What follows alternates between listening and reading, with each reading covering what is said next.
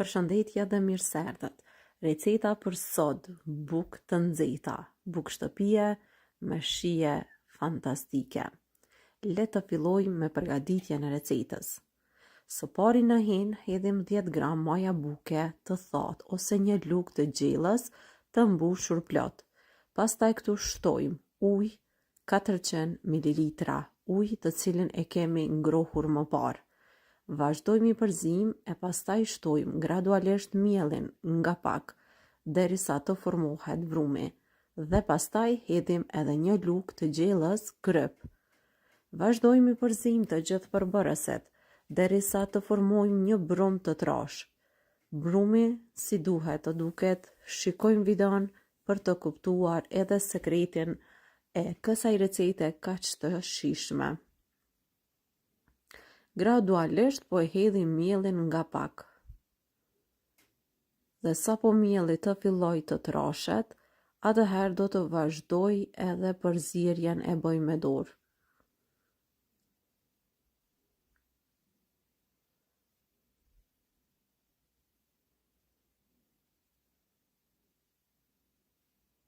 Pasi brumin ta kemi gati, brumin e la me pushu mirë, gjithmonë.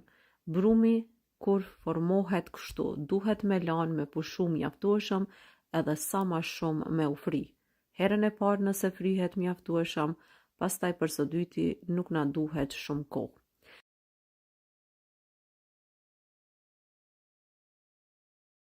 Pasi brumi ka dyfishuar dhe është frirë mjaftueshëm, atëherë me njëherë vazhdojmë edhe do e hedhim në tavolinën e punës.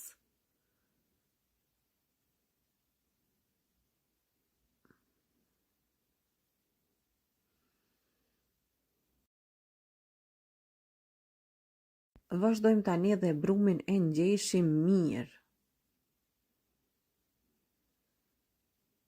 E pastaj e ndajmë brumin në 4 pjesë të barabarta.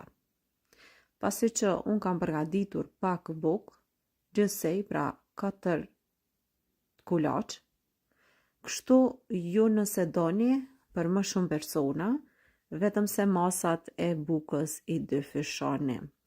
Vazhdojmë tani edhe secilës pjesë i japim formën e rumbullakët ose formojmë kulaçin.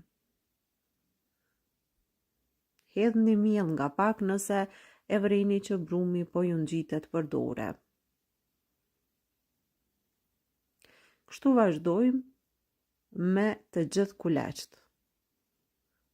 Kësaj radhe kam vendosur me përgatitë bukë shtëpie, vetëm me ujë ashtu siç i kanë gatuar nënat tona dhe që vërtet bëhet shumë e mirë nëse e gatuani kështu sikur që e kanë gatuar dhe ata.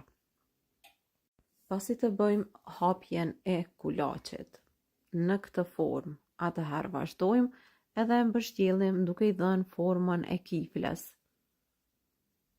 Pra këto janë bukët e gjata të cilët i kanë gatuar gjyshet tona, nënat tona më përpara.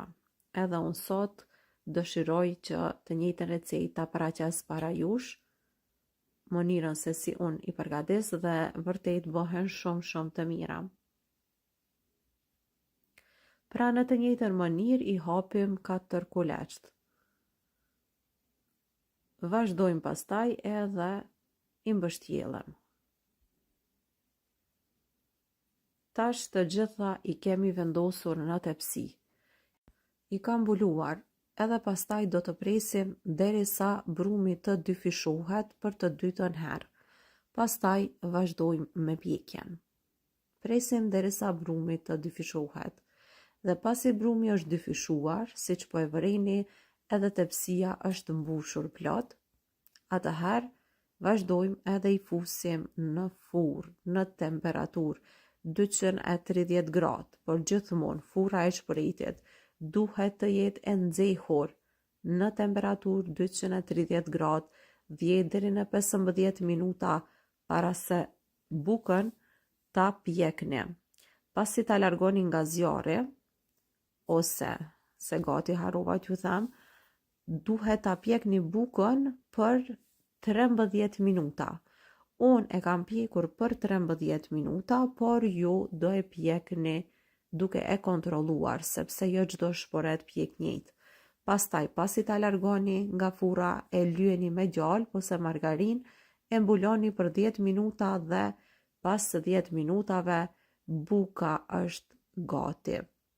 Dhe akoma është e nxehtë, por që do të munduhem që ta ndaj edhe ta shikoni edhe brenda si është bërë, edhe pse është akoma shumë e nxehtë, është pak vështirë me mbajt në dorë. Shikone, buka është e pjekur, unë kështu gjithmonë e shikoj bukën siç më ka mësuar nëna ime, edhe siç po e vëreni, pra buka është e pjekur edhe është shumë e butë. Shikojmë edhe kulaçin tjetër, vetë po vërihet se sa e mirë që është. Dhe kjo ishte e gjitha.